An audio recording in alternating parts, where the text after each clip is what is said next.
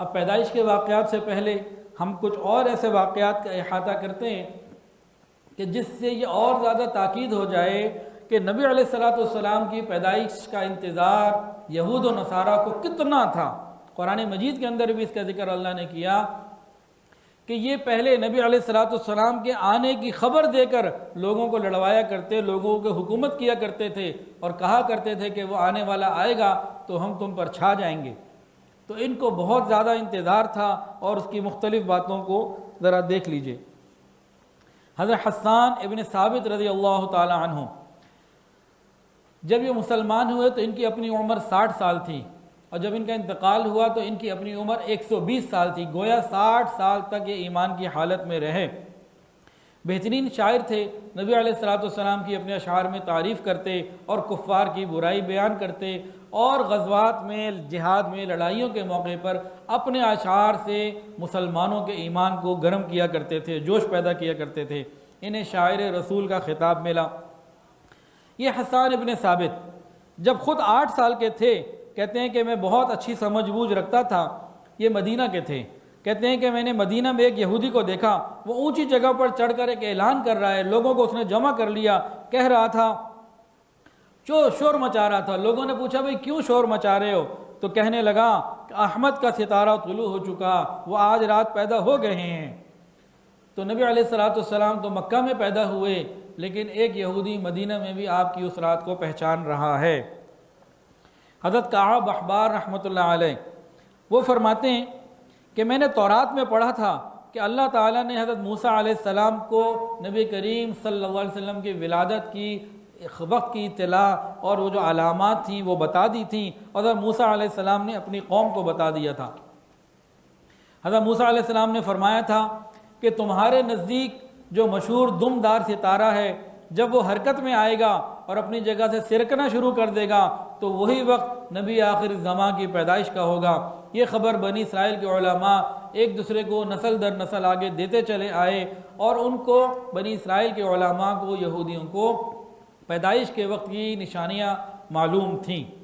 ایک اور واقعہ، امی عائشہ صدیقہ رضی اللہ تعالیٰ عنہ فرماتی ہیں کہ ایک یہودی عالم مکہ مکرمہ میں رہتے تھے۔ جب وہ رات آئی جس میں نبی علیہ الصلوۃ والسلام پیدا ہوئے، تو ایک یہودی قریش کی مجلس میں بیٹھا ہوا تھا۔ اس نے قریشی مردوں سے پوچھا، آج تمہارے یہاں کوئی بچہ پیدا ہوا ہے؟ انہوں نے کہا پتہ نہیں۔ اب یہودی نے کہا کہ دیکھو جو میں کہہ رہا ہوں اچھی طرح سن لو، آج اس امت کا آخری نبی پیدا ہو گیا ہے، اور اے قریش کے لوگوں، وہ تمہیں میں سے ہے، یعنی قریشی ہے۔ اس کے کندھے کے اوپر ایک علامات مہر نبوت ہے، اس میں بال بہت زیادہ گھنے ہیں اور یہ نبوت کا نشان ہے، اور اس بچے کی نشانی یہ ہے کہ وہ 2 دن تک دودھ نہیں پیے گا۔ علامہ ابن حجر رحمۃ اللہ نے لکھا ہے کہ یہ درست ہے کہ نبی علیہ الصلوۃ والسلام نے 2 دن تک دودھ نہیں پیا۔ یہودی عالم نے جب یہ باتیں بتائیں تو لوگ حیران ہوئے اور اپنے اپنے گھروں میں گئے، تو سب نے اپنے اپنے گھروں میں اپنی عورتوں کو یہ بتایا۔ ادھر عورتوں کو اطلاع مل چکی تھی کہ عبد المطلب کے ہاں ایک پوتے کی پیدائش ہوئی ہے، اور جب اس عالم کو بتائی گئی تو یہودی نے کہا کہ وہ بچہ مجھے دکھاؤ، تو لوگ اسے ساتھ لیے ہوئے آمنہ کے گھر آئے اور بچہ دکھانے کی درخواست کی۔ جیسے ہی بچہ اس یہودی نے دیکھا، یہ کپڑا ہٹایا گیا، بچے پہ نظر پڑی، فوراً بے ہوش ہو گیا۔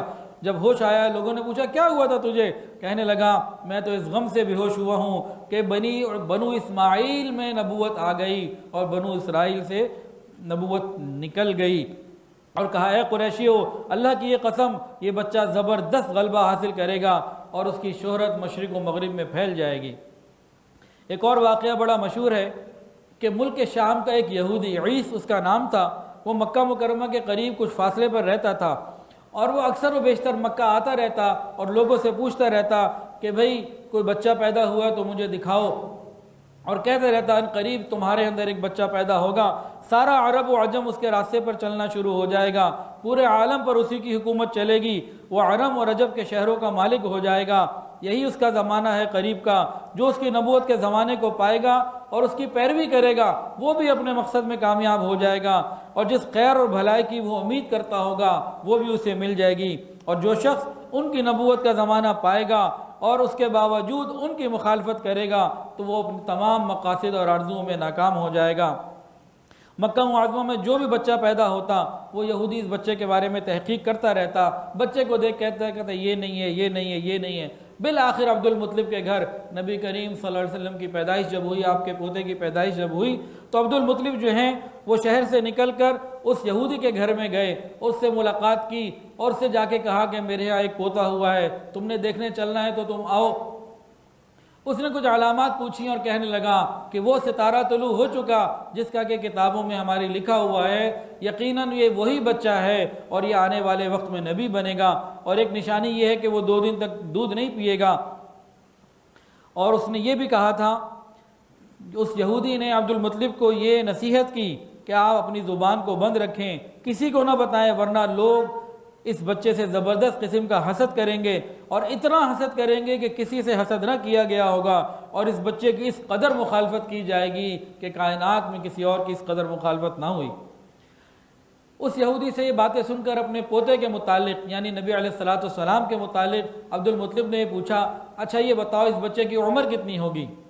یہودی کہنے لگا کہ اگر طبعی طور پر یہ بچہ زندہ رہا تو 70 تک نہیں پہنچ سکتا، 70 سے نیچے 61 یا 63 سال کی عمر میں اتنی ان کی عمر ہوگی، اور کہا کہ ان کی امت کی عمر بھی 60 اور 70 کے درمیان ہی ہوگی۔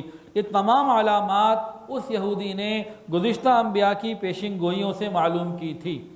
اور بھی اس کے علاوہ پیدائش کے وقت جو حالات پیش آئے دنیا کے اندر، قریش کے کچھ لوگ جیسے عمر ابن نفیل اور عبداللہ ابن جہش، یہ ایک بت کے پاس جایا کرتے تھے۔ یہ جب ایک اپنے بت کے پاس اپنی روٹین کے مطابق گئے، ایک ایسی رات تھی جو پیدائش والی رات تھی، دیکھا کہ بت اوندھا نیچے لیٹا پڑا ہے۔ یہ بڑے پریشان ہوئے، اس کو سیدھا کر دیا، اٹھا دیا، وہ پھر گر گیا، پھر اٹھا دیا، پھر گر گیا، کئی مرتبہ ہوا۔ ان کی حیرت میں اضافہ ہوتا رہا، سمجھ میں نہیں آئی کہ معاملہ کیا ہے۔ اس بت کے اندر سے آواز آئی کہ پیدا ہونے والا پیدا ہو چکا، اب ساری دنیا کے بت گریں گے اور نور اور توحید چھا جائے گا۔ تو اقوام عالم کے اندر اور دنیا کے اندر یہ تبدیلیاں آئیں۔ یہ تبدیلیاں لانے والا کون؟ اللہ رب العزت۔ بعض لوگ کہتے ہیں کہ سب کچھ خود ہی ہو رہا ہے، زمانہ ہی سب کچھ ہے، اور اللہ کی توحید کے قائل نہیں۔ یہ تمام چیزیں کرنے والا کون؟ ایک اللہ کی ذات ہے جو یہ سارے اعمال پورے ہو رہے ہیں۔